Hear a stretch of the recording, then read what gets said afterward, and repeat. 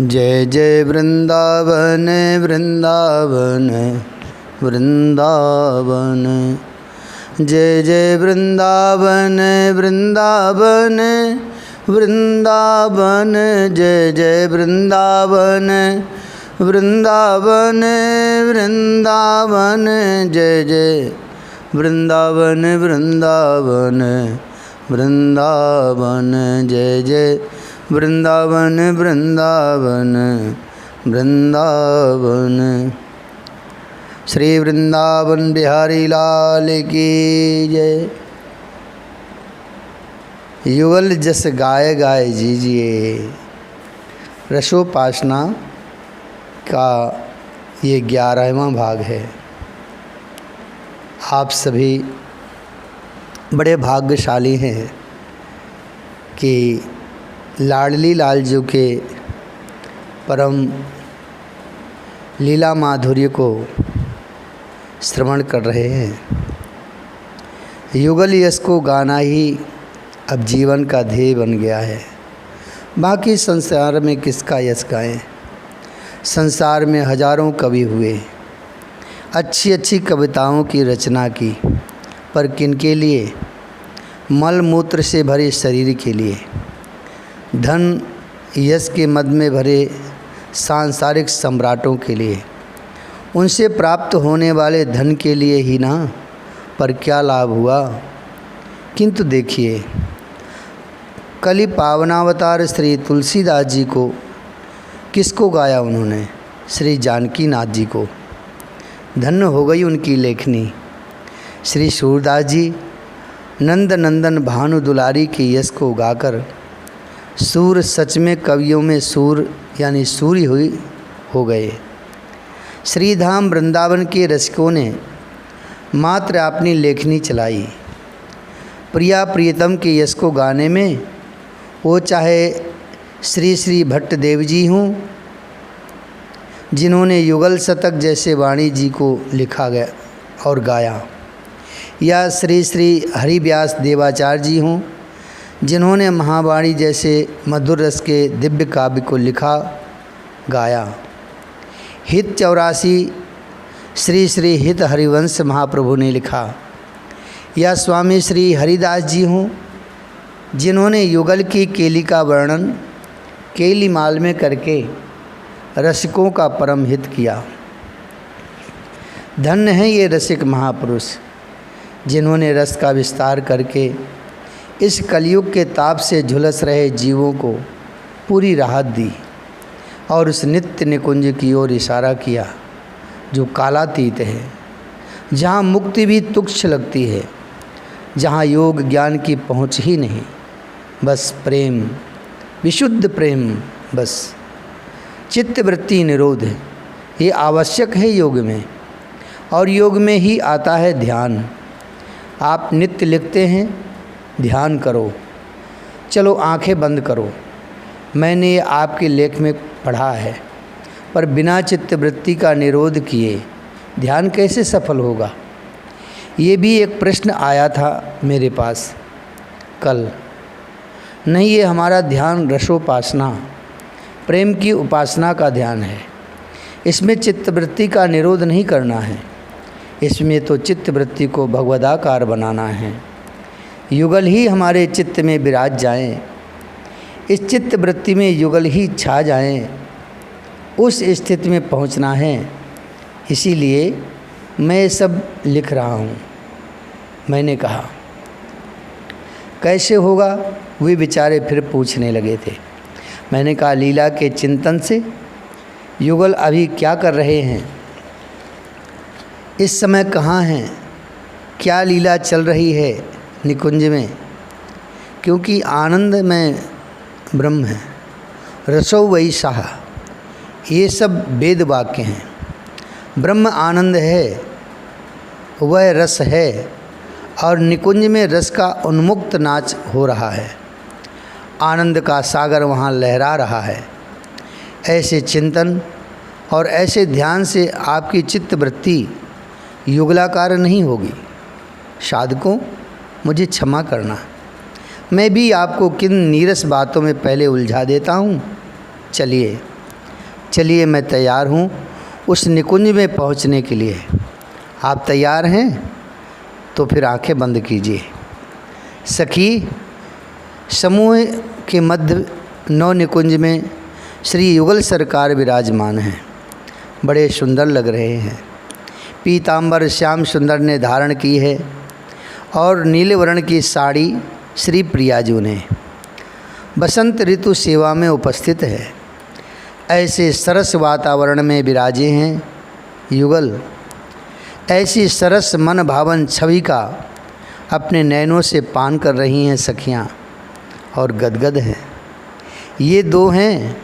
रंग देवी आनंदित होते हुए ललिता सखी से पूछती हैं, नहीं, ये लगते दो हैं पर हैं एक ही। ललिता सखी ने कहा, जैसे एक ज्योति आगे बढ़ती हुई दो रूपों में दिखाई देने लगती है। जैसे नदी अपने उद्गम से निकलती हुई एक फिर कई धाराओं में बढ़ती चली जाती है और बाद में फिर एक ही हो जाती है, ऐसे ही ये युगल सरकार है। एक हैं पर दो हो गए। रंग देवी को ललिता सखी ने कहा, पर दो क्यों हुए ललिता सखी? इसलिए कि एक में लीला बनती नहीं है।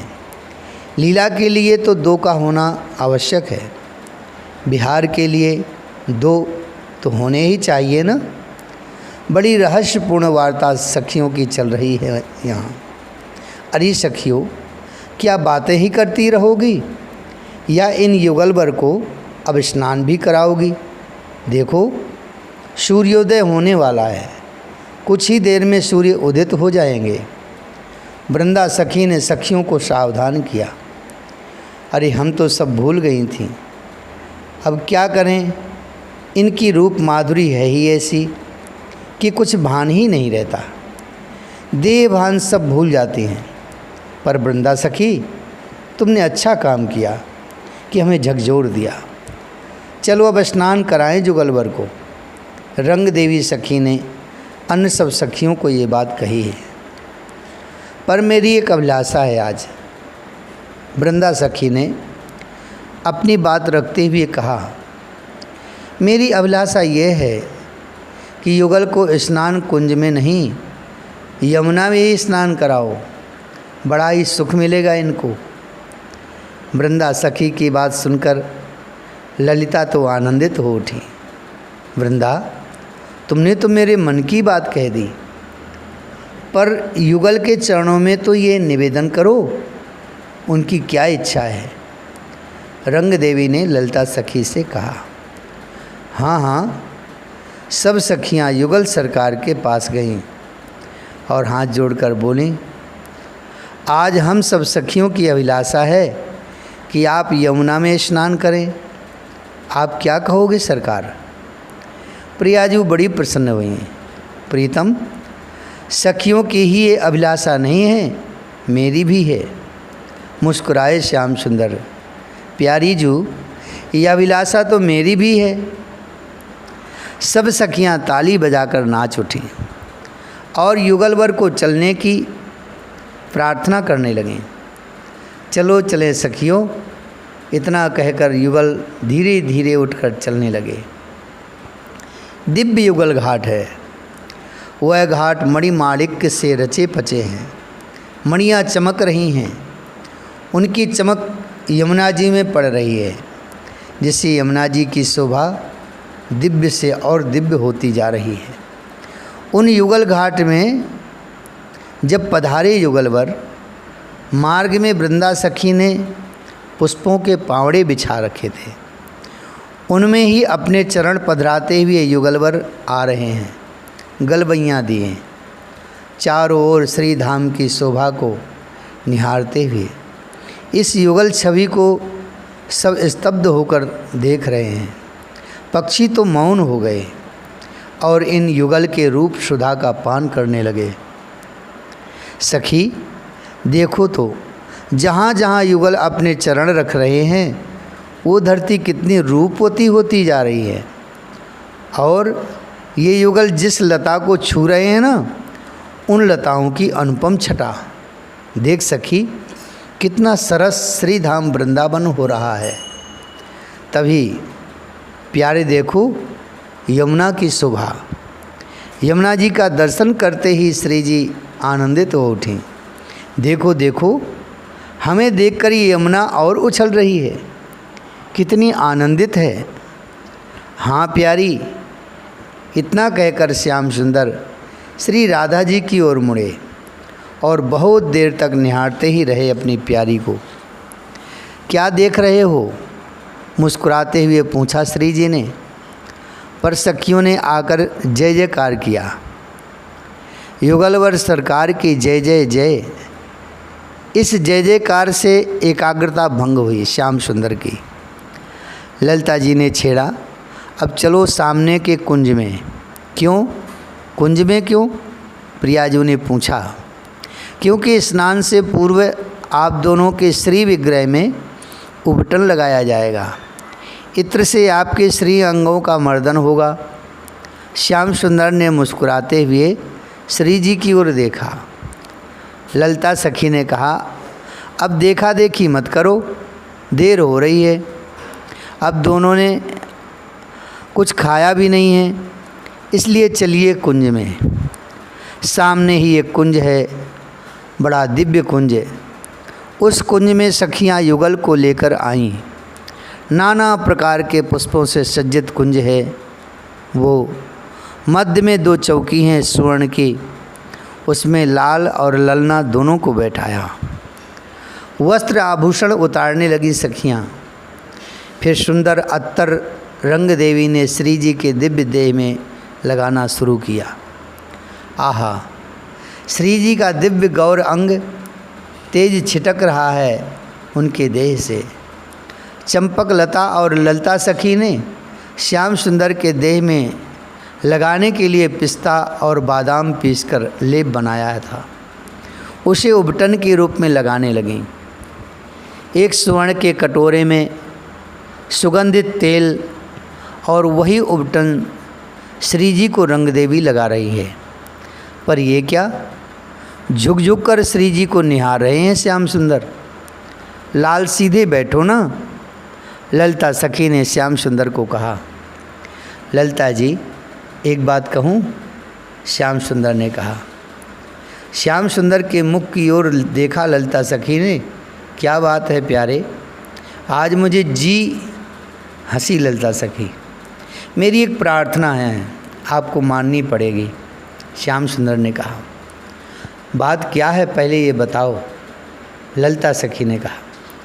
ये श्री जी के अंग में अत्तर और उबटन लगाने की सेवा मुझे दे दो। रंग देवी तुरंत बोली, ना, ये सेवा तो हम सखियन की है।